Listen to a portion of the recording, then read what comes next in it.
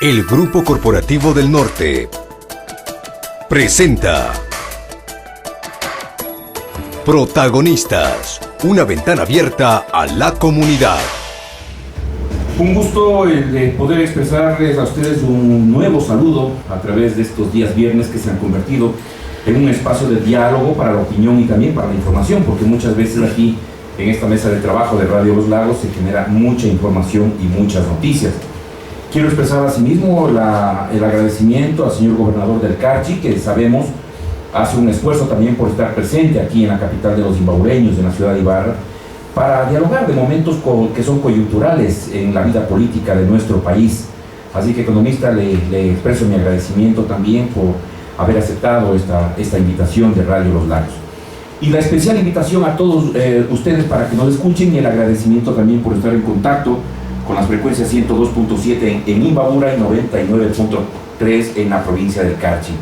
Como siempre, la permanente atención a esta programación por parte de ustedes, amables oyentes del norte ecuatoriano, nos fortalece para seguir adelante con esta programación llamada Protagonistas. Y precisamente el protagonista de este día es el señor gobernador del Carchi, economista Diego Landázuri Camacho.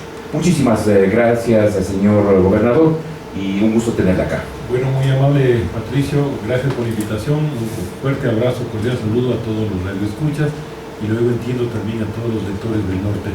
Así es que un fuerte abrazo. Nosotros les confesamos que todos los días leemos su periódico, nos informamos a través de él, etcétera. Así es que estamos muy contentos por estar acá y tenemos expectativas de cumplir con sus demandas informativas. Muchísimas gracias, señor economista, muy amable. Ahora, supongo que usted es de ese sector de las personas de buena fe que están involucradas con el diálogo, porque se sigue. Yo toda mi vida creo ser una persona de buena fe y que hemos actuado en nuestra vida personal, también por supuesto en la vida pública, con la mejor intención y siempre comprometidos con el diálogo. Si usted, perdone por adelantarme, si me quiere decir alguna gestión que hemos hecho en este año de trabajo en la gobernación, ha sido eso, el diálogo. Estamos convencidos de ello, no ahora, siempre hemos estado convencidos. Y creo ¿Qué tipo de diálogo, señor gobernador? Porque en un momento dado existe esa percepción ciudadana en el sentido de que desde el gobierno se está convocando a un diálogo nacional que ha sido calificado como presunto diálogo de sordos, en donde hay una posición gubernamental, pero no se escucha a las partes que están también gritando en las calles. O sea, a lo que a nosotros nos interesa es dar salida a las demandas ciudadanas. Eso es el tema, y para eso tenemos que escuchar a todo el mundo, a las autoridades o al pueblo llano que está caminando por la calle. Y eso es lo que nos interesa, es decir, escuchar, tratar de ser transmisores de los puntos de vista que nos plantean la ciudadanía y dar solución a los problemas. ¿Cuándo se dieron cuenta ustedes, que son parte del gobierno, de que era necesario un diálogo? Porque en un momento dado, como que ese diálogo era solamente de dientes para afuera. No, digamos, siempre hemos tenido esa actitud de diálogo. Es necesario en las funciones que yo he cumplido, por ejemplo, en relación con los gobiernos autónomos descentralizados, los señores alcaldes, los señores prefectos, en algún momento dado, ese fue nuestro convencimiento y siempre fuimos protagonistas en la gestión que nos correspondió de escuchar y de apoyar la solución y sus demandas. Así es que en eso estamos, no es que nos hemos dado cuenta ahora, es una vida de diálogo, una vida de entender los problemas de las personas y tratar de orientar. En el caso de Carchi, ¿no era preferible tener ese diálogo con el alcalde antes de que se produzca esta movilización?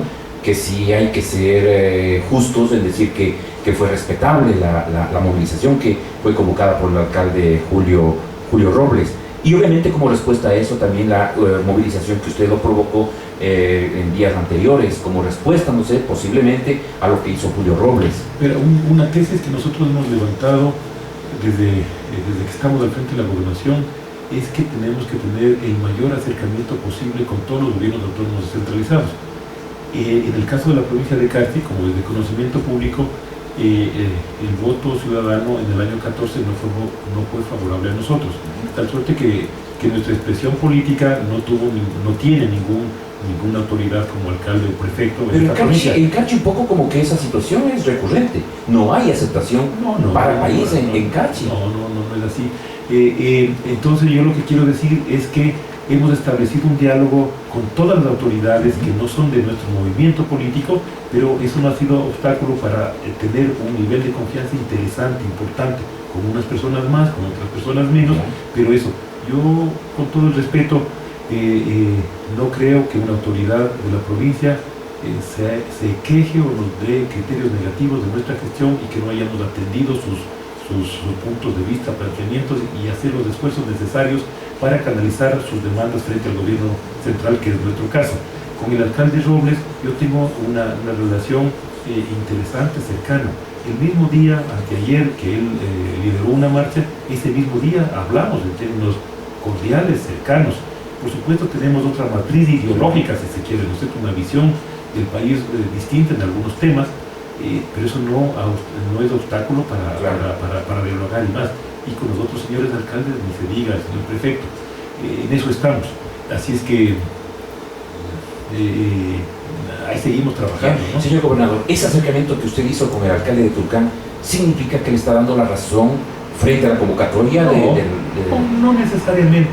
Es decir, nosotros... Pero él plantea situaciones que son reales. Es un pedido del alcalde, yo creo que justo, al pedir que, primero, la descentralización de muchas cosas que todavía están en las grandes ciudades, que hay gente de Cachi que tiene que venir a hacer gestiones aquí en Imbabura, por ejemplo, o en la ciudad de Quito. Entonces, el pedido es, me parece justo en el sentido ese, para que desde el gobierno o desde las instancias gubernamentales se mire a Cachi con sus propias idiosincrasias. Eso está bien. Y usted le apoya al alcalde, entonces, en ese caso. Claro, está bien, pero tenemos que ir aclarando unos temas. A nosotros nos parece que un nivel de protesta, de marcha, de criterios que se emiten, son de por sí respetables. No importa que haya sido una manifestación pequeña o una manifestación grande, no es el tema, son los planteamientos, la forma que se dice y la orientación de los mismos. Eso nos parece importante. Entonces, nosotros no estamos ciegos al hecho de que existe una protesta, supongamos equivocadamente o supongamos acertadamente, digamos, esos criterios tenemos que canalizarlos, ver la justeza de los mismos y tratar de solucionar. Y ahí tenemos algunas opiniones que quizás podamos desarrollar el diálogo por ahí, sobre el tema del comercio, del transporte pesado, de otras actividades económicas de la provincia, que podemos informar ampliamente y dar nuestros criterios. Eso es el tema. Nosotros no somos indolentes frente a la gente, no somos negando ni tapando el sol con el dedo. Hay dificultades, hay realidades, hay percepciones, etcétera, que vamos a desarrollarlas, y eso es lo importante. Así que no es que aquí estamos ahorita preocupados del diálogo, no es que estamos fingiendo un diálogo, estamos aceptando los puntos de vista, digamos, y vamos desglosándolos y vamos teniendo un criterio unánime para construir una política pública de desarrollo de nuestra provincia. En eso estamos. Entonces no se trata que el alcalde A o B, en este caso el alcalde de Tulcán, haya propuesto cosas justas o injustas, y tenemos que aceptar todo o tenemos que rechazarlos igualmente todo. No se trata de eso. Ese blanco y negro no existe. No, aquí lo que necesitamos es tener el favor de la ciudadanía en la medida que tenemos solución de nuestros problemas. Pero además yo quiero decir que si bien es cierto, partimos de ese hecho de que en las anteriores elecciones no tuvimos el apoyo, digamos, hacia nuestros candidatos, eso no significa el apoyo al presidente Correa y su proyecto. Implica, y si quiere en términos autocríticos, que las personas y compañeros o compañeras que estuvieron al frente de nuestra organización política, desde mi criterio, es decir, no tomaron las decisiones más adecuadas, y nos pasó factura, evidentemente. Pero los ex dirigentes fallaron. Y yo creo que hicieron... El exgobernador falló. Yo creo que hicieron una lectura política equivocada y una práctica política equivocada. ¿Cuál era la práctica y la lectura justa? Digamos ¿Qué es lo que tenían que hacer? A ver, nosotros tenemos que hacer política en función no de nuestros intereses personales, sino en función de la representación ciudadana y de los intereses. Así. Pero lo que usted me está diciendo es grave. Claro. Porque los ex dirigentes, el ex gobernador, vio en función personal. Yo creo que hubo mucho interés personal, así lo creo, y además lo hemos dicho públicamente antes. ¿Qué tipo de interés personal? En términos fraternos y en mi caso, en términos absolutamente privados. Es la primera vez que lo digo en términos públicos, porque son hechos suscitados hace varios meses inclusive años, eso, ¿no? De paso, la anterior persona que estuvo en la gobernación fue mujer, una compañera, digamos, fue el anterior gobernador, que hizo, desde mi punto de vista, una lectura política equivocada. Lo que he manifestado, por un lado, también no tener una visión de conjunto sobre la práctica política, las alianzas políticas y más, y un cerramiento a decir yo tengo la verdad, y uno no tiene la verdad, uno es parte de una serie de cúmulos de criterios que nos permitan tener una visión mucho más grande y tomar las acertadas decisiones que se... Pero usted me indica de que hubo también intereses muy personales. ¿Qué tipo de intereses personales? Porque por ejemplo, participar en las líderes electorales, en la medida que estamos cumpliendo una función y decir yo soy candidato a la siguiente. Pero la gobernadora no fue candidata. Claro, pero porque finalmente ya no pudo serlo. Ella exigía. De paso, yo estoy diciendo esto con absoluta claridad. Yo no quiero ser ningún candidato, no estoy buscando eso. De paso, lo digo de manera enfática y franca. Como no tampoco estuve buscando la gobernación. Yo acepté la gobernación a la tercera propuesta que me hicieron mis superiores. ¿Por qué se demoró tanto? Porque estaba cumpliendo otras funciones y porque, digamos, no ha sido mi interés.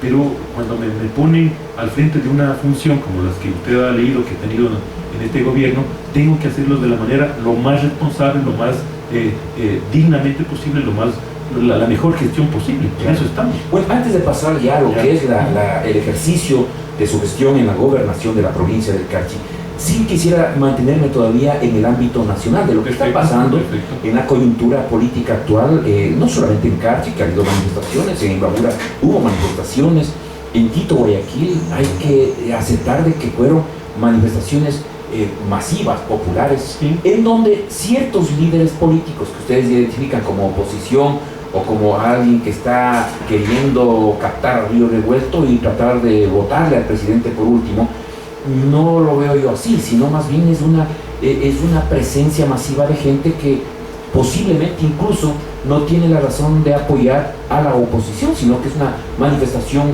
propia de la gente que se cansó en algún momento de ciertas actitudes del gobierno. A ver, pero a nosotros nos llama la atención lo siguiente, es decir, frente a la propuesta de ley, digamos, de discusión de la ley de herencias y plusvalía, que son coyunturales a la final. Por eso mismo nos llama la atención que tenemos la tercera semana de protesta y en muchos casos muy violenta. Entonces vemos que es una cosa no digamos espontánea, sino que es armada también, y por eso son las declaraciones del ministro del Interior en el sentido de que hay un plan macabro para empujar un golpe de Estado.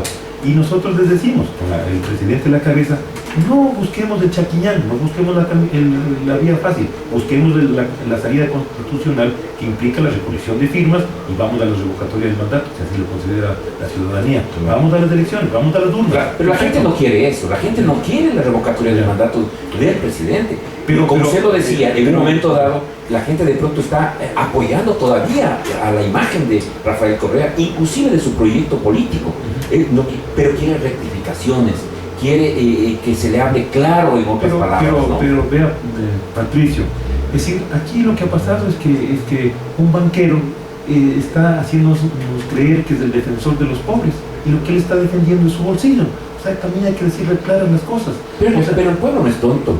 Ustedes lo saben. No es que aquí el banquero nos va a decir tiene que porque soy bonito, no creo. Pero por eso mismo, pero sí ha habido una práctica oligárquica de todo un siempre de nuestro país, donde la oligarquía ha tenido la habilidad de hacer creer que sus intereses son los intereses de la gente y hacer lo que esa gente humilde, sencilla, engañada en mil veces, digamos, defiende esos intereses.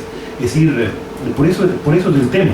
Por eso es el tema de que aquí tenemos que también decir claramente las cosas, y que si bien puede haber un descontento en algún momento dado, eso ha sido claramente manipulado y dirigido por los sectores de oposición, y por eso tenemos la bronca social que tenemos también. Es decir, ha habido claramente una intencionalidad de dar un golpe, de quebrar nuestro proyecto. Ahora, economista, usted maneja muy bien los números por su propia profesión, pero no podemos minimizar, por ejemplo, la presencia de 300.000 gentes en la ciudad de Guayaquil. Bueno, Yo creo sobre que los, hay que sobre los cerrar. datos de eso hay que ver, yo no tengo Bueno, dice capacidad. ese dato Ok, que- yo no sé.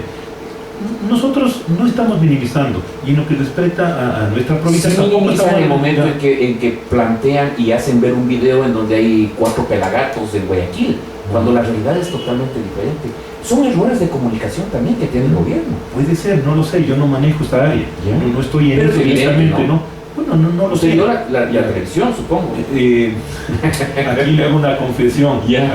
Anteayer me decía una amiga periodista, mira, este rato está hablando el alcalde de Tucán, prende tal canal. Yo le digo, disculpa, yo no tengo televisión, es un error tal vez, yo no sé, yo no veo televisión, digamos, ¿no? Si salgo cuando tengo que ver y vemos o recurrimos a los archivos. Confía demás. en quien le informa. ¿Quién informa? Además, por supuesto, leo la prensa, tenemos la información electrónica que vemos de eso, y si queremos ampliar un determinado mensaje, noticia, vamos a la fuente, etc. Eso es así. Es decir, no lo sé el tema. De todos modos, lo importante que es buscar un diálogo sincero, diáfano, y buscar soluciones. Es necesario. Es necesario, y en eso estamos De comprometidos. lado y lado. Bueno, en el caso nuestro sí, la oposición no sé qué es lo que quiera. Pero ¿y si la oposición quiere debatir con el presidente? Ese no puede ser Claro, un diálogo que... pero no podemos que poder aceptar que nos pongan la agenda. Hoy yo quiero debatir, usted tiene que debatir. Hoy no quiero Claro. debatir, y entonces usted tiene que allanarse a que usted no quiere debatir. No es así, digamos, y tienen que, si lo que está haciendo el banquero está tratando de promocionarse su candidatura, y eso es el tema. Entonces nosotros no les vamos a dar papaya en eso. Es decir, además, digamos, sería una ridiculez que el pueblo ecuatoriano vote por un banquero ligado a todo lo que nos pasó hace unas décadas, digamos, hace 15 años. ¿No es cierto? Eso es ilógico, por ahí no van las cosas. Yo lo que creo es que ellos están desesperados porque la candidatura del banquero no crece y no cuaja, porque no puede cuajar. Hay una contradicción ahí y no encuentran una figura. Tal vez puede ser el alcalde de Guayaquil, no lo sé, tal vez puede ser. Más bien yo sospecho que podría ser eso, pero de hecho están desesperados porque no cuaja ninguna de las soluciones electorales. ¿Usted le ve a Nebot como potencial candidato? Sí le veo como potencial candidato, pero eso más tiene que verse el tema de que tiene algunas derrotas electorales, tiene la edad que tiene dificultad, digamos, de estar en la sierra, en Quito, pero eso no te copla, ¿no? Claro, sí, o sea, es decir, nosotros sabemos de eso, que tiene una base social, eso es así, sí es importante, pero no lo veo tampoco con perspectivas de crecimiento, y ese es un problema para la derecha y la oposición. Ahora, ¿este tipo de convocatoria que hace el gobierno para un diálogo nacional es producto del miedo? No, yo no creo que sea así. Del miedo, digo, no de los opositores, Claro, sino del miedo de ver la entiendo su generación pregunta, de esta movilización con gente, con gran cantidad de gente en Quito, Guayaquil y otras ciudades. Es decir, a nosotros tenemos que decir enfáticamente que podemos haber cometido errores, y seguro que los cometemos. Ninguno son hechos con mala fe, ninguno con malas intenciones, ninguno con plata de por medio y más. Hay que corregir errores si se han corregido, si se han cometido. Tenemos que ir adelante sobre el tema. Y ahí está la voluntad de un vínculo con la ciudadanía, y en eso estamos. Economista, usted ha estado en el gobierno en diferentes ministerios: Ministerio de Agricultura, Ministerio de Coordinador de Seguridad, Ministerio Coordinador de la Política, Ministerio de Finanzas. ¿Cuáles son esos errores que ha cometido el gobierno? Porque usted también puede darnos una visión desde adentro del gobierno. ¿Cuáles son esos errores? Bueno, a ver, ¿Y cuáles son las rectificaciones que tiene que hacer? yo puedo decir algunas cosas que las he dicho, digamos, en otras instancias y espacios, y por eso no son la primera vez que me voy a pronunciar así. A mí me parece que nosotros tenemos que tener un espíritu mucho más autocrítico, mucho más modesto en varias cosas, en nuestro relacionamiento con la ciudadanía, con la ciudadanía de manera genérica. Por supuesto. ¿No? Eso me parece, es decir, yo, digamos, no me siento bien cuando una autoridad, cualquier autoridad que sea, no me refiero a ninguna en especial, funcionarios de distintos ministerios que van a expresar criterios como que se tiene la verdad, como que somos, perdone por decir esto en la medida que está el Papa próximo su visita al Ecuador, como que fuéramos a pontificar, las debidas disculpas, por saber el término, ¿no? Es decir, eso no es así. También en un momento dado hay que cortar el queso, o sea, tomar las decisiones y ser firmes y explicar por qué toma una medida así o asado. Eso es necesario. Pero nosotros tenemos que en algunos casos provocar mucho más un espíritu autocrítico de nuestra acción personal, como personas, como autoridades que somos, en nuestro relacionamiento con la ciudadanía. Y eso, tengo que también ir al tema personal, es decir, eso es motivación permanente, diaria, para relacionarme con la gente. Eso es así. Eso es, por ejemplo, un elemento que yo le indico. Correcto. En el ámbito público de la provincia de Carchi, esa autocrítica ha llegado, por ejemplo, a los funcionarios de las diferentes instancias, porque de alguna forma se dice de que lo que piensa Rafael Correa como presidente, lo que piensan ciertos ministros que están apoyando la revolución, contradice lo que están haciendo en provincias ciertos funcionarios que no entienden qué es lo que significa revolución ciudadana. Y claro, y yo digo, el tema político y la revolución implica sobre todo un espíritu a toda prueba de servicio, sin ningún interés. Es un espíritu de servicio y no lo tenemos. Y permítanme poner un ejemplo de mi propia institución, o sea, de la gobernación, que me molesta decir, me avergüenza decirlo lo que voy a decir, pero lo voy a decir. Igual para que la gente, la ciudadanía conozca que tiene un gobernador que le representa. Entonces, ¿a qué voy? Yo llegué, digamos, a la gobernación y por supuesto provoco una serie de cambios administrativos internos. Eso en concreto significa que usted que trabajaba en la gobernación deja de trabajar en la gobernación. Y tenemos, como es lógico, como es legal, unas obligaciones con ese personal que deja de estar ahí porque no gozó vacaciones, porque tenemos los 13º, etcétera, los 10º sueldos que toca liquidar y no los hemos liquidado. En un caso, digamos, aún más grave, no tenemos recursos para eso, pues hay que hacer las gestiones frente al Ministerio de Finanzas correspondientes para liquidar, y ha habido personas, no solo de mi periodo, sino de años anteriores que no se ha hecho esta liquidación. Ya nos conseguimos el dinero, porque así es la burocracia, no se cancela oportunamente. Y esas son autocríticas que tenemos que hacer. Yo con sinceridad lo digo, a mí me da vergüenza, porque siempre hemos estado al lado de los trabajadores y de los derechos que son irrenunciables de la gente. Y yo como autoridad, en este caso concreto, no he cumplido el tema. Haciendo las gestiones, trabajando eso, pero por mil argucias de la burocracia, es que no me falta el papel, es que mañana me entregan, es que, en fin, todo eso hay que hacerlo porque hay que hacerlo correctamente, porque somos sujetos de auditorías posteriores. Eso nadie niega, que tenemos que cumplir la ley, pero también podíamos ser mucho más ágiles. Ya. Eso es un tema así. Eso hay en las instituciones públicas. ¿Cómo negarlo? Me parece interesante lo que usted dice, señor gobernador, el hecho de ser autocrítico, por ejemplo, con lo que está planteando.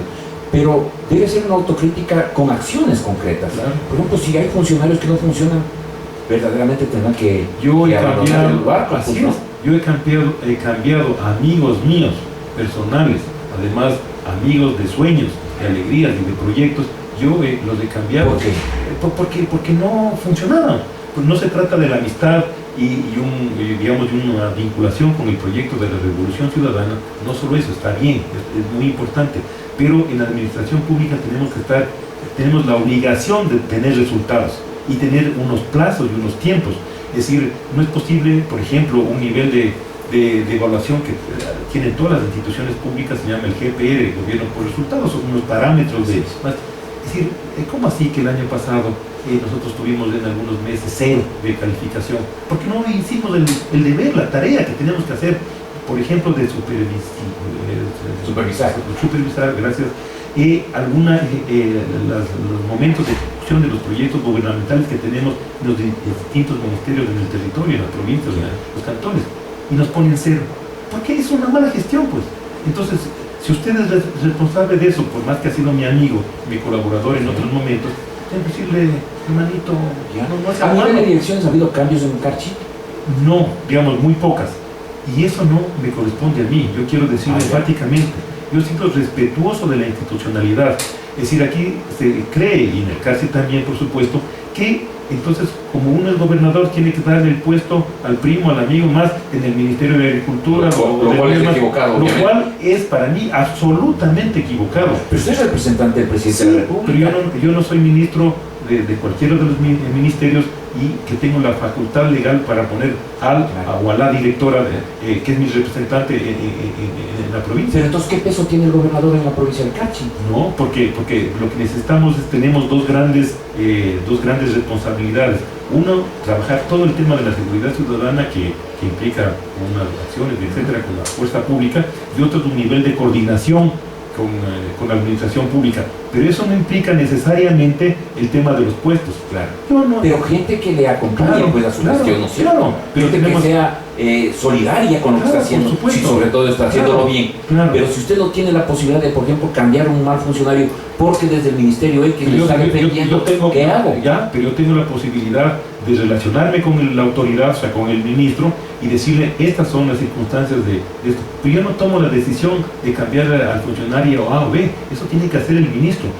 Yo me enorgullezco de no haber puesto a nadie en la administración pública, porque esa no es mi función. Por supuesto, he hecho al interior de mi organismo, que es la gobernación, y ahí tenemos metas, tenemos cumplimientos, tenemos deficiencia, tenemos espíritu de servicio. No siempre funciona bien, pero eso es lo que nuestros objetivos. Entonces, mi pregunta va por el otro lado. Pero lo que hacen, con esto concluyo, Ya. sobre este tema, lo que hacen en el Ministerio A, B o C, digamos, a mí directamente no es mi responsabilidad. Si hacen mal, yo tengo toda la facultad, y así lo he hecho, de discutir con los directores, de pedirles cambios y demás, pero quien ejecuta esta acción son las autoridades competentes, que es en este caso el director provincial de tal ministerio. Claro, voy por el otro lado. Ya. ¿Qué sucede, por ejemplo, con el gobernador del Carchi si ve en una dirección que no hay los resultados Ya. que están pidiendo desde el gobierno y encima de eso hay corrupción Ya. o actos de corrupción? Pero sucede que el gobernador ve eso, pero no puede decir nada ante el ministerio. No, sí puedo porque decir, desde pero el yo ministerio no lo tiene cambio. una familiaridad, Ya. una amistad muy profunda con ese funcionario. Entonces, pero ¿para dónde va a ser? Son cosas distintas, Ya. Mauricio, porque es decir, yo he sido muy respetuoso de la institucionalidad, tengo el criterio, siempre he tenido el criterio de que tenemos en el Ecuador que construir institucionalidad, y eso es un tema central. Y el otro tema es que nosotros, y esto lo digo también orgullosamente, no tenemos ningún acto de corrupción, ni nos gusta ni permitimos ese acto de corrupción. El día de ayer fui informado de un hecho que pasó unas horas antes, por ejemplo, de la sanción, inclusive están por prisión y están destituidos de dos personas del servicio aduanero que tenían sin justificación unos, entiendo, celulares en su poder. Eso es corrupción, y qué bien que han sancionado con la destitución los procesos legales correspondientes, y por alguna razón específica están en la cárcel. Eso es así, tenemos que luchar frontalmente a eso. Yo no soy director de SENAE, ni le he dicho al director, mira, haz esto o más, pero tiene todo mi respaldo, todo mi apoyo frente a la lucha de la corrupción en un sector tradicionalmente con muchas dificultades de actos delictivos.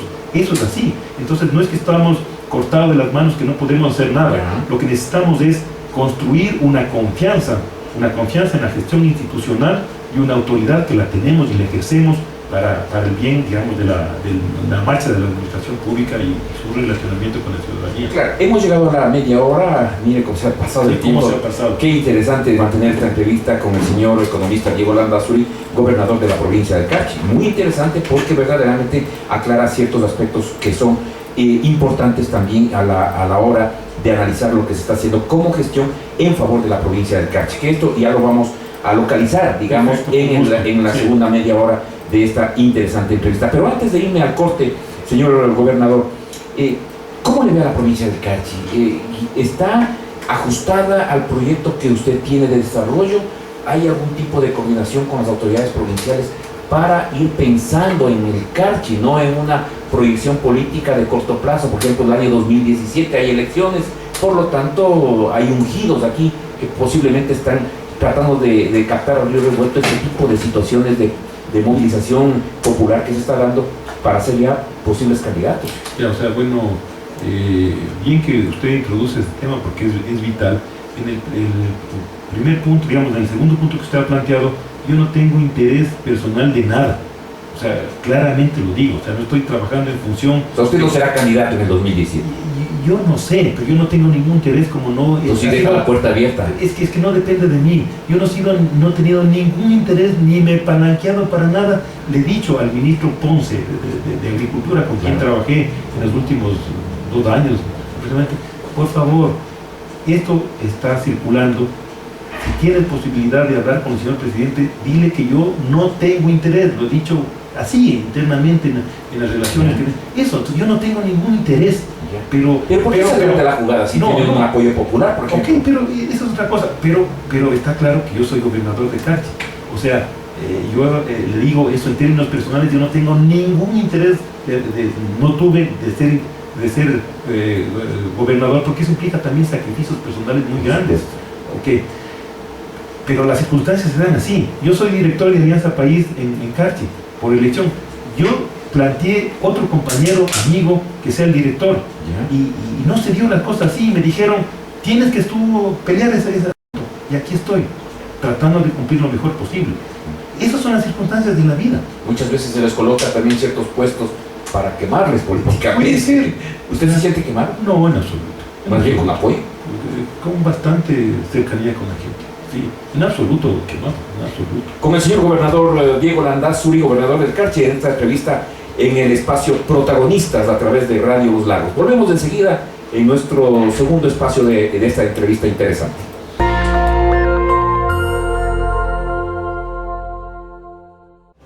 Bueno, y por supuesto que hay algunas preguntas que han llegado hasta nuestra redacción.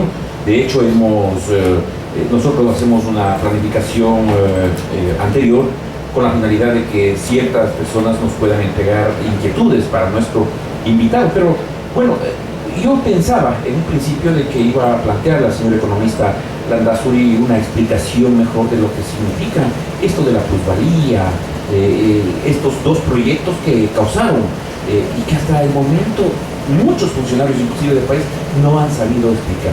Es tan difícil hacer entender algo que el presidente, por ejemplo, lo defiende a capa y espada. No, Patricio, no es difícil plantearlo, porque esto está enmarcado no como un objetivo de recaudación de dinero para el Estado, entonces, porque nos dicen, es que el Estado está quebrado y entonces aquí más impuestos. ¿Sabe cuánto se recaudó en la provincia del Carchi el año pasado, 14, por el tema de las herencias, que es una ley que está vigente por supuesto desde hace 90 años, algo así? Por supuesto. Dígame una cifra de cuánto se recaudó. De verdad no sé, no podría. Bueno, se recaudaron 7.566, y unos centavos. ¿Qué cosa? ¿Millones? $7.566.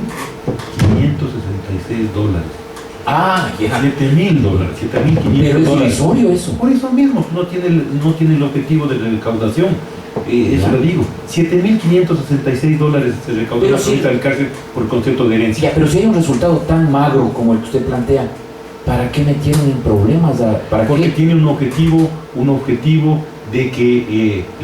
no me digan que el 98% y el 2%. Ya, okay.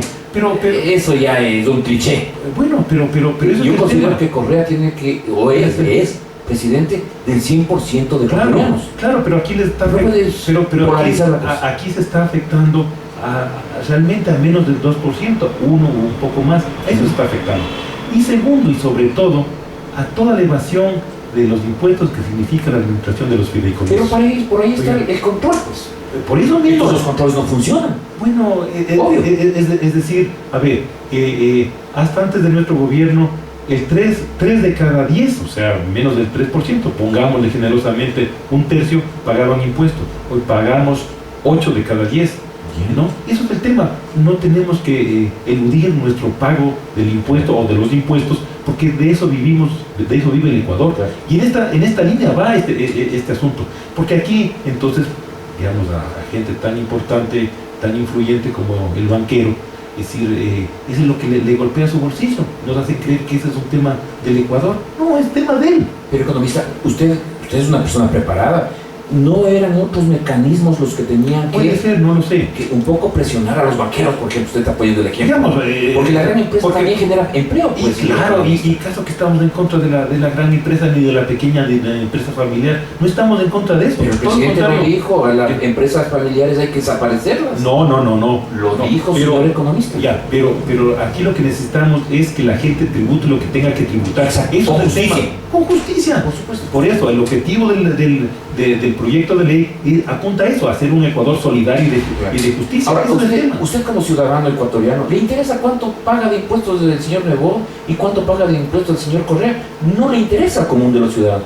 Le interesa saber cuánto yo tengo que pagar, pero que me cobren con justicia. Por supuesto, pero también Eso es el entonces nos interesa que cualquier personaje que usted menciona pague lo que le corresponda y no se den la vuelta, digamos, o evadan los impuestos que tenemos que ser corresponsables y con el cumplimiento de la ley. Ahora, ese retiro de las leyes de forma temporal, ¿usted cree que está pegado a la ley? Digamos, ¿Es legal eso o es solamente eso, una maquinación? Eso depende de la Comisión de lo Económico de la Asamblea. Digamos, ahí tomaron una decisión, una figura legal que de paso fue planteada por un asambleísta de oposición, Así es. que dio la salida legal para Legal. eso. Y bueno, ya, pues, ellos son, digamos, yo no soy jurista, Claro. habrán visto Ahora, economista, la mejor eso, manera, de no lo sé. pronto, no sé si usted conversó con ciudadanos y ellos tienen el temor de que cualquier momento, luego de que se vaya el Papa, inclusive, Ya. vuelva el presidente a plantear las Bueno, mismas leyes. no, porque, Y eso generaría otro problema. porque aquí estamos planteando un tema de diálogo que, Hasta diciembre, ¿eh? que es un tema prudencial y en ese sentido hay que cumplir con la palabra, pues no podemos decir, lanzamos el diálogo y hoy en medio de ese diálogo mandamos nuevamente la propuesta de ley. Se está tratando de recoger justamente eventuales errores, sugerencias de la gente y más.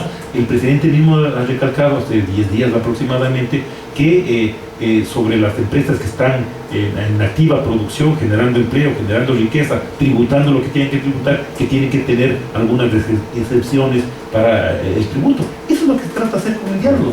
Muy bien, ojalá ese diálogo Tiene que ser dé así. resultados. Y de paso Ojalá. yo le cuento, verá, por ejemplo, una pequeña cosa. Yo, con toda la franqueza y la cortesía y el respeto a todo el mundo, hemos debatido en varios medios de comunicación de Tulcán.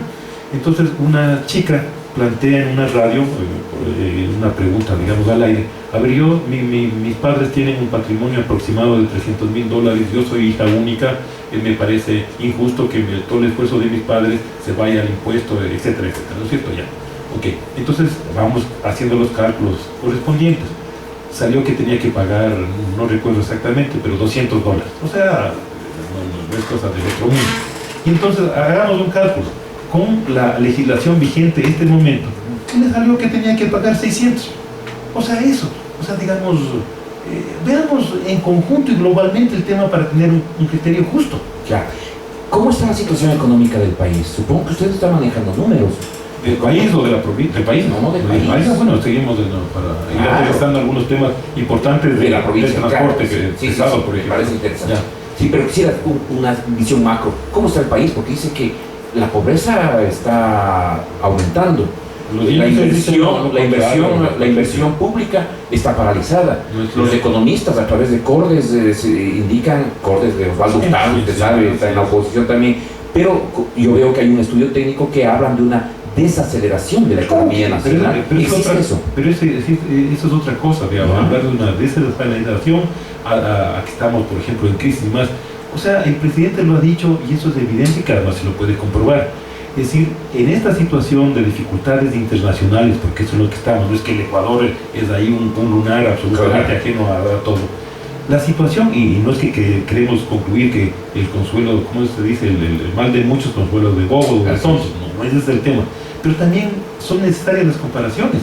Es decir, nosotros tuvimos el crecimiento en este primer trimestre del 15 con las dificultades económicas evidentes del precio del petróleo, la revaluación del dólar y otras más. Tuvimos un crecimiento del 3% de nuestra economía. Eso es superior a casi todas las economías de América Latina. Entonces, digamos, eso implica que hay un manejo económico, por lo menos así decirlo, interesante, sino exitoso. O sea, responsable. O sea, aquí la crisis del 2009, ¿no? La crisis actual Es decir, nosotros como país la estamos pasando de mejor manera, de muchísima mejor manera que otros países. Y además implica que la pobreza no está aumentando.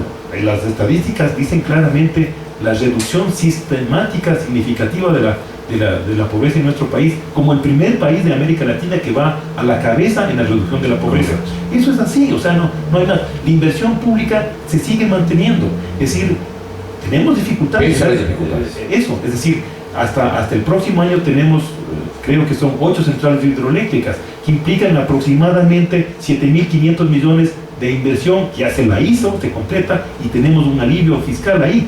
Eso es importante, porque la crisis de la inversión, solo en las centrales hidroeléctricas, 7.500 millones aproximadamente, implica, hay muchos datos, muchas cifras, mucha polémica, lo que fue el feriado bancario del 99 y 2000. Eso hicieron ellos, se llevaron la plata. Nosotros, esa revolución vial significan 8.000 millones, significaron hasta el 14. Y las centrales hidroeléctricas, este asunto. Eso es el tema, una diferencia sustancial. ¿Cómo son las arcas fiscales? Yo pienso que también ahí hay preocupación del gobierno en el ámbito justamente, o sea, de tener posibilidades económicas. Usted ya ha dicho el tema, por ejemplo, del precio del barril del petróleo, el tema de la desaceleración económica, la cuestión de un frenazo a la inversión pública. El tema de la dolarización, por ejemplo, ¿usted está convencido de que debe frenarse ahí, quitarse la dolarización? No, y no es posible, porque tenemos ahí unas consecuencias que serían muy importantes. Y el presidente lo ha ratificado una y otra vez. La última vez le escuché la semana pasada que mientras él sea presidente se va a mantener la dolarización. La dolarización es un modelo, un sistema, digamos, que no nos gusta mucho, pero también tenemos que reconocer varios aspectos positivos, que es indudable. ¿Qué implicaría que desaparezca la dolarización?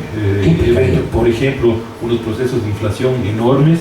La inflación es el peor castigo para los pueblos, porque una persona que tiene su dinero acomodado puede ir capeando el temporal y pasando esa pérdida de valor a los ciudadanos, a los usuarios de sus servicios y más. La persona que tiene un salario fijo, es decir, está fregado con el tema de la inflación, porque va perdiendo sistemáticamente su poder adquisitivo. Y supongamos $100, ya le dan $100, pero tiene mucho menos poder adquisitivo. Digamos, eso es un tema que nos atañe a todos. Entonces, o sea, nos afectaría. Nos afecta, por supuesto. Entonces no está planteado eso. No está planteado eso. Es decir, aquí no va a haber una desdolarización en absoluto, en absoluto. Eso sería un caos terrible. Y eso no va a ser, no vamos a hacer. Pero también la dolarización tiene efectos directos e inmediatos, como por ejemplo el tema del comercio en Tulcán, como ciudad fronteriza. Vamos justamente a eso, señor gobernador, a la provincia del Carchi concretamente, a Tulcán concretamente. Este tipo de marchas en donde se visualiza una exigencia también del pueblo del Carchi. ¿Qué es lo que se pretende? ¿Qué es lo que cambia? ¿Y qué se les escuchó al pueblo carchense por parte de las autoridades del gobierno? Ok, nosotros hemos trabajado, y no lo digo por vanidad ni por tapar nada, pero hemos trabajado y recibido a todas las autoridades, a todos los sectores que han querido hablar con nosotros. O sea, este tema no es nuevo ni desconocido, en primer lugar. Segundo, en la plataforma que presenta la alcaldía de Tulcán, es decir, hay cosas muy interesantes y más, pero tienen que hacernos conocer, porque además en el discurso político nos dicen, y aquí tiene que venir el presidente de la República. ¿Cómo así? Yo estoy en un barrio de Tulcán o de cualquier ciudad y digo, aquí tiene que venir el alcalde de la ciudad. Ese no es el mecanismo para hablar. Si nosotros estuviéramos cerrados, quizás pueda ser el mecanismo. Es decir, tienen que hacernos llegar las propuestas concretas que quieren hacerlo. Pero ahí en las propuestas hay 1000 cosas distintas. Desde la ampliación de la Panamericana, desde el Cantón Bolívar hasta Tulcán y Rumichaca, que significa simplemente un desconocimiento. Si eso están firmados los contratos. Es decir, vamos a concluir la ampliación Ibarra-Bolívar en diciembre de este año, en pocos meses más, y en enero inauguramos este tramo y se empieza los trabajos de ampliación desde Bolívar hacia el norte, hasta la frontera. ¿Cuánta inversión hay ahí? De Ibarra a Bolívar, 198 millones, todo el tramo. Del otro exactamente no sé. Pero ahí ya que me pregunta le puedo decir unos datos más globales. Correcto. Digamos, el compromiso del gobierno es tener una nueva Panamericana Rumichaca-Riobamba. ¿no es cierto? Y eso esperamos que esté terminado en el año 17. Nos falta, por ejemplo, Ambato-Riobamba, paso lateral, concluir los pasos laterales de Ibarra, que está avanzado ese tema, pero el paso lateral de Tulcán, de Julio Andrade, de Huaca, San Gabriel. Tenemos que hacer la ampliación de cajas hacia Tabacundo, Cayambe, unirse nuevamente en Guayabamba. El paso que va por el Quinche, ahí se me fue Cusubamba, el Quinche, y salir a Pifo, a la vía que va al aeropuerto de Tababela, y más, y tal vez algunas otras que me olvido, otros tramos. Eso significa $1.200 millones. $1.200 millones. Todos estos estas cosas que yo le estoy diciendo que están haciéndose. Y eso lo estamos negociando. El tema de Carchi está por ejecutarse desde enero. O sea que no hay tema. Hay desde esa información como otras supuestas demandas sobre el colegio militar que está en la ciudad de Tulcán. Eso pasó, va a pasar más bien, porque estamos en un periodo de transición hasta el próximo año, a ser una unidad del milenio. Pero en el colegio militar de Tulcán hemos invertido cerca de $10 millones, mucho más que una unidad del milenio. Entonces, no es que estamos quitando una inversión, no es que estamos dejando botado ahí, estamos promoviendo una educación de ultra calidad, porque la nueva unidad del milenio que hay en Tulcán implica que es un bachillerato internacional reconocido como tal, una serie de infraestructuras. O sea, invertir $10 millones es bastante, es una unidad educativa.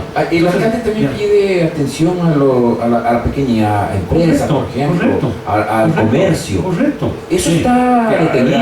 Pero ¿Qué se está haciendo de parte del gobierno? O sea, me parece bien esos aspectos, y yo estoy muy atento y muy sensible a los problemas que plantean, no porque lo diga el señor alcalde, no, sino porque son problemas que están ahí presentes, que los conocemos, que no tapamos el sol con un dedo porque eso es ridículo. Tenemos que enfrentar las cosas y dar soluciones del tema.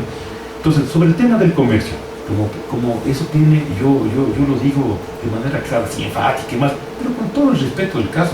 Pero el tema del comercio fronterizo de una ciudad fronteriza como Tulcán, que está en el borde mismo del límite internacional, y que ha vivido y que está bien aprovechar todo el comercio entre dos países, dos ciudades hermanas de paso, que es muy legítimo, pero tenemos el telón de fondo de la dolarización. O sea, nosotros ¿qué decisión tenemos a que Colombia devalúe su moneda y nosotros no lo podamos hacer porque no tenemos ni moneda? O sea, en esa fiesta no estamos invitados. No estamos invitados. Yeah. Que el hecho de manera internacional el dólar ha ganado valor, se ha reevaluado. ¿Qué decisión tenemos? ¿Qué influencia para bien o para mal? No estamos invitados en esta fiesta.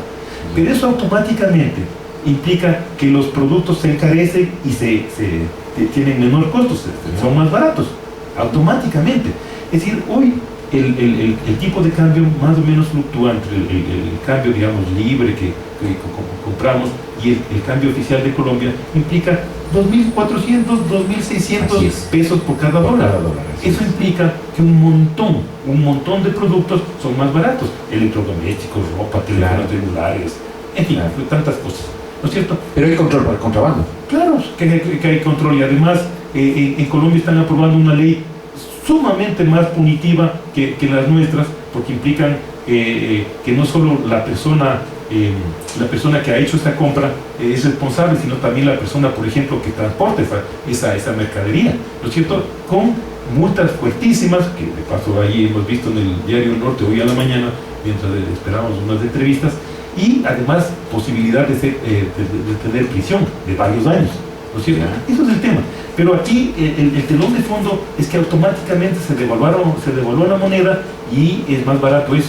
Y sobre eso nosotros no tenemos nada que ver. Y la proyección, no sé si se cumple, y más, que del valor dólar-peso a finales de este año estaría bordeando los 3.000 pesos. ¿Qué vamos a hacer con eso? Así es, o sea, complicada la situación. Es bien complicado. Ahora, señor gobernador, me plantean una pregunta. Dice, hay obras del gobierno, como la piscina del Colegio Bolívar, que ha sufrido un estancamiento. ¿A qué se debe? Bueno, a ver, eso, el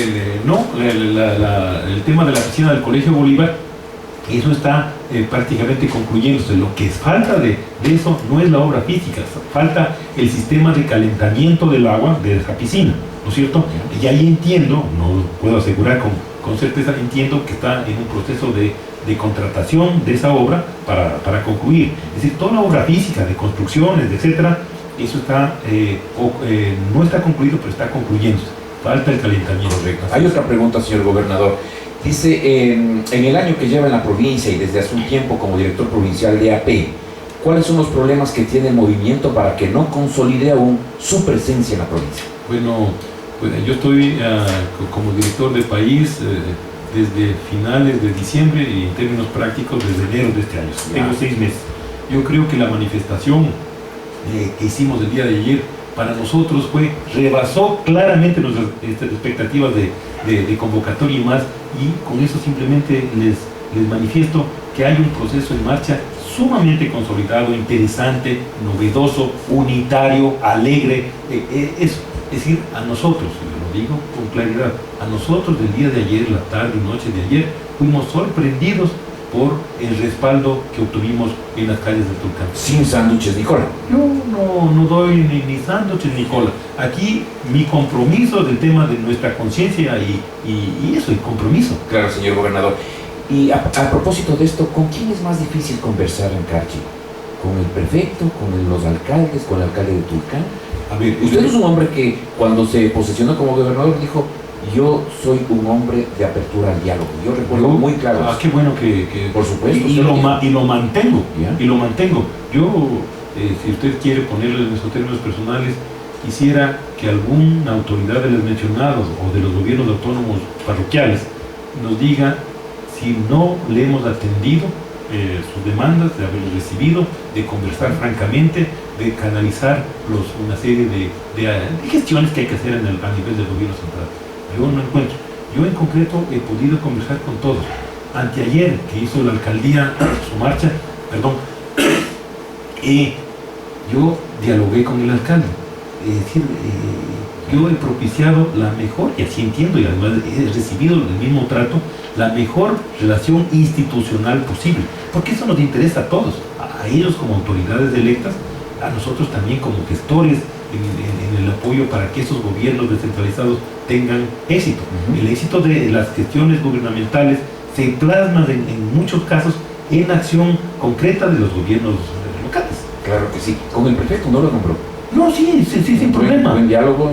Sin problema. Yo no tengo ningún problema con el señor prefecto. O sea, las autoridades están pensando en función de provincia, no en función política o con cálculo político.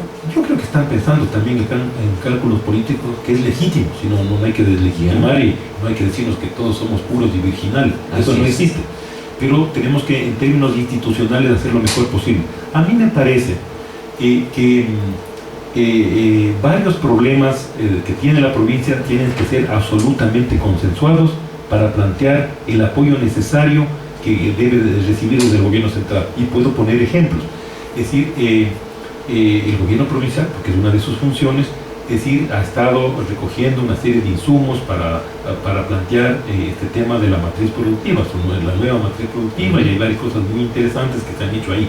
Pero también en varios sectores, digamos, de la provincia, comerciales, de la ciudad de Tulcán, etcétera, se ha planteado, por ejemplo, el ir a una zona de infraestructura binacional que esté en Tulcán, con proyección de exportación, de grandes inversiones, etcétera, ¿no es cierto? Una zona de desarrollo industrial y más. Eso, en la reunión que tuvimos el día martes de esta semana con los transportistas, con la ministra Natalie Celis de la producción, también estuvo la señora prefecta encargada, y le planteó a la ministra eso. La ministra le dijo con absoluta transparencia, cordialidad más, pero con absoluta frontalidad: eso no está programado por Carchi. Eso ni todavía no hemos podido concretar una zona industrial y de desarrollo como en la ciudad, en la provincia de Manabí, particularmente en Manta, y no es posible hacerlo. Entonces, no podemos tener unas expectativas donde no es posible tenerlas, porque eso implica no solo los estudios, que pueden haber algo y se pueden contratar y hacer, implica la voluntad del Estado ecuatoriano por un lado y de la inversión privada por otro, nacional y extranjera, de invertir bastantes recursos ahí. Entonces, Carchi no es una ciudad, no es una provincia, y Tulcán, me refiero, no es una ciudad que tiene un parque industrial. Tenemos básicamente la industria lechera, industrias florícolas, algunas otras cosas más, pero no más. Entonces, El comercio es lo fuerte. Claro, entonces en ese sentido, plantear una zona de desarrollo industrial, estamos con todo el respeto, pero todavía en pañales, ¿no es cierto? Eso. Entonces eso implica... Se habló inclusive de una zona franca en algún momento. Pero eso implica primero tener y llegar a ese acuerdo entre todos y ver qué es lo que ponen los distintos gobiernos descentralizados por un lado y cuál es el aporte desde el gobierno nacional. Como Estado, tenemos que pensar como Estado. Y eso no existe porque se planteó, le digo, este martes, o sea, hace pocas horas, se planteó el tema y la ministra dijo, no, discúlpeme, eso no, a nivel del gobierno no está pensando en eso. O sea, no hay que poner esfuerzos ahí porque no está planteado en el plan de desarrollo de ese tema. Señor gobernador, aparte del tema vial, que es importante en la provincia del Carchi, ¿cuál es otra obra emblemática del gobierno nacional en favor del parte tenemos del un país? montón de obras emblemáticas de inversión del Estado en nuestra provincia. Hasta el año pasado eran 200, así en redondo, 220 millones, que nunca se lo ha hecho. Entonces, ¿qué tenemos? La ampliación de la Panamericana, que estamos con varios pasos laterales que estamos caminando. Tenemos el puente internacional, tenemos la construcción del ECO, unos 10 millones de dólares. Tenemos el hospital en Tulcán, Luis G. Dávila, que fueron inicialmente 31 millones de dólares de inversión. Eso implica que hoy se siguen invirtiendo, haciendo cosas. Tenemos un hospital de lujo. Yo no lo conocía, francamente lo digo. He ido varias veces. ¿Hay cubanos ahí? Médicos cubanos entiendo que sí, ¿no? Es decir, uno se da cuenta que entra en una infraestructura del hospital de Tulcán espectacular, digamos que tiene calificación internacional, la más alta calificación de los hospitales ecuatorianos, ese está en Tulcán. Eso fueron entonces varias decenas de inversión. Tenemos En términos generales, ¿cuánta inversión del gobierno? 220 millones. Ya. 220 Eso, millones. ¿hay proyección para que suba? Claro, por supuesto. Y además, varias otras inversiones los hacen directamente los ministerios que no están contemplados en el PAI que maneja Sempladas. Entonces, eso se está haciendo. La carretera, vea un pequeño dato, la carretera Mira Concepción Estación Carchi, que de paso ahorra mucho, por lo menos media hora, si no es más, sí más, como 3/4 de hora, para ir a las playas de esmeraldeñas, ¿no es cierto?, de los carchienses y de los turistas colombianos, pasan por ahí, sobre una zona absolutamente deprimida. Hoy está pavimentada. Eso fue una inversión aproximada, ¿no?, de 10 millones de dólares. ¿No? Eso es así.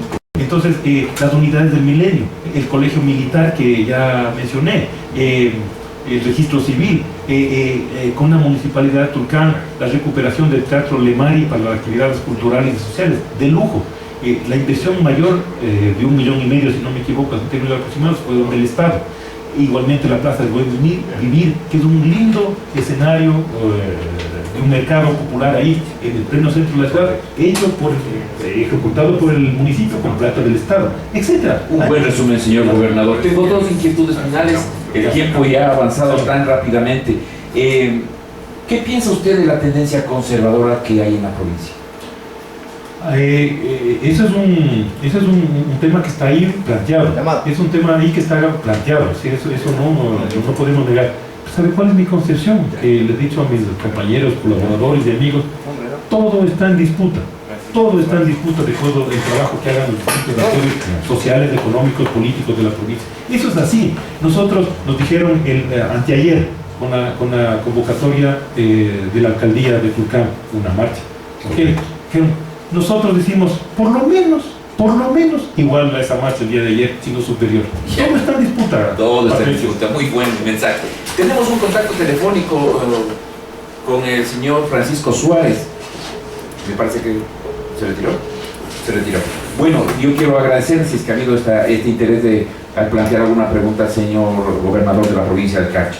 Yo quiero expresarle el agradecimiento, señor gobernador, por su presencia aquí en Protagonistas y pedirle finalmente algún mensaje especial con la finalidad sobre todo para que ese diálogo que está planteando sea un éxito primero y que la paz, la tranquilidad vuelva al mundo, porque creo que se está polarizando la situación y de pronto está actos violentos que están afectando también no solamente a la provincia de Carchi, sino al país. Usted dice un tema central que nosotros sí estamos comprometidos por la solución de eso.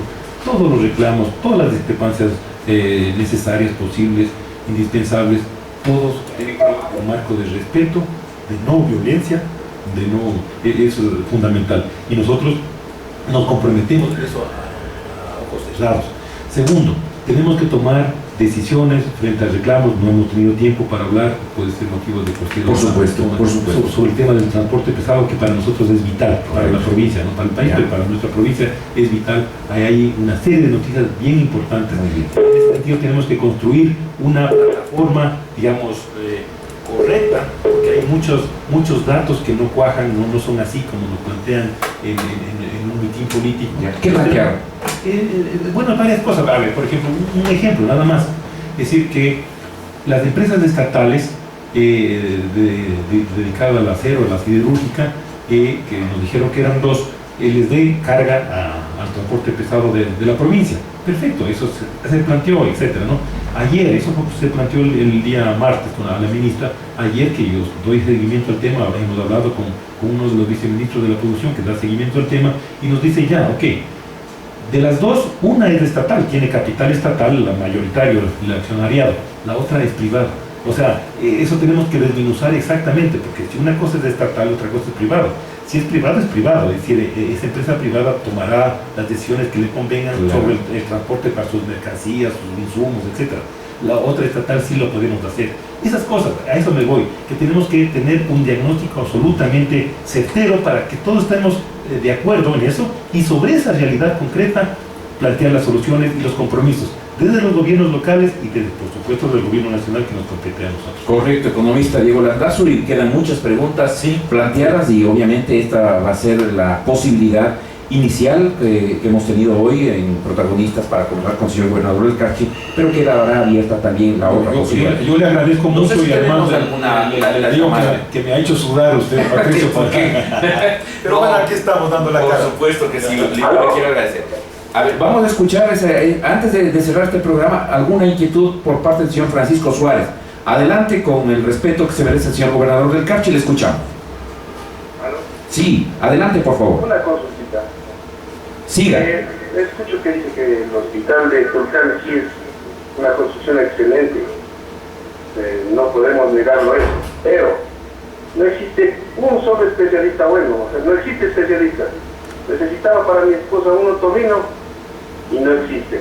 Entonces, ¿de qué nos sirve una construcción tan excelente si no tenemos quien nos atienda? Muchas gracias. Muchísimas gracias, le agradezco ese planteamiento directo al señor gobernador. No. Le doy una breve respuesta para más. Digamos, yo conozco los temas de manera general, yo no soy médico, no soy vinculado al hospital, pero ojo, es decir, no solo se trata de tener una infraestructura que de por sí está bien. Lo que dice el ciudadano es real. Pero para tener una calificación con el puntaje que tengo, me quedé un poco para decir la calificación que tenemos, que es la primera a nivel de los hospitales del Ecuador, una calificación internacional canadiense.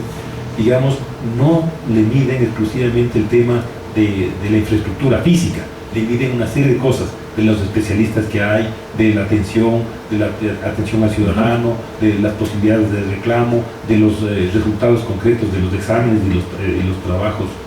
Pero entiendo lo que reclamo es que no hay especialistas. Ok, pero a eso voy primero, o sea, tenemos que entender esto. El hospital de Tulcán no es, digamos, un hospital absolutamente completo, digamos, que tiene todas las especialidades. Yo no conozco si esta especialidad que menciona el señor Suárez la tiene o no. Entendería que no la tiene, pero no puedo asegurar. Es decir, tiene unas líneas de trabajo, unas especialidades que las cumple eficientemente y por eso tiene esa calificación internacional, pero eso no implica que tiene todas las especialidades que son necesarias en un hospital. Y para eso ahí tiene que darse, que entiendo que tiene, de coordinaciones con otros hospitales, básicamente con Quito, para trasladar a los pacientes que requieren una especialidad que no la contamos en nuestro caso. Correcto, espero que haya satisfecho esa inquietud del señor Francisco Suárez, pero obviamente esto, como yo en este poco tiempo que le conozco al señor gobernador, sé que transmitirá esta inquietud al Ministerio de Salud. Y además no se trata, digamos, de que estamos en la panacea, no estamos en la panacea, hemos hecho muchísimo, pero nos falta muchísimo por hacer, y eso está claro. Es una buena autocrítica. Pero claro, es decir, aquí nosotros tenemos 8 años y medio de ejercicio del poder y creo que hemos hecho muchas cosas y ahí podemos hacer una serie de reflexiones interesantes. Pero aquí el Ecuador no tiene 10 años de vida institucional, hemos cambiado muchísimo. y que nos falta hacer muchísimo. Claro que sí. Y yo hablo también en términos de mi institución y, en fin, de la gestión pública. Señor gobernador, muchísimas gracias, gobernador del Carchi, el economista Diego Landázuri, quien nos acompañó en esta hora de entrevista en Protagonistas.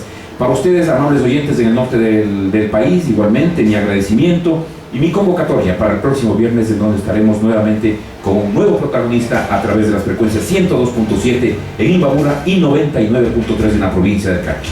Hasta pronto, muy amables. El Grupo Corporativo del Norte presentó Protagonistas, una ventana abierta a la comunidad.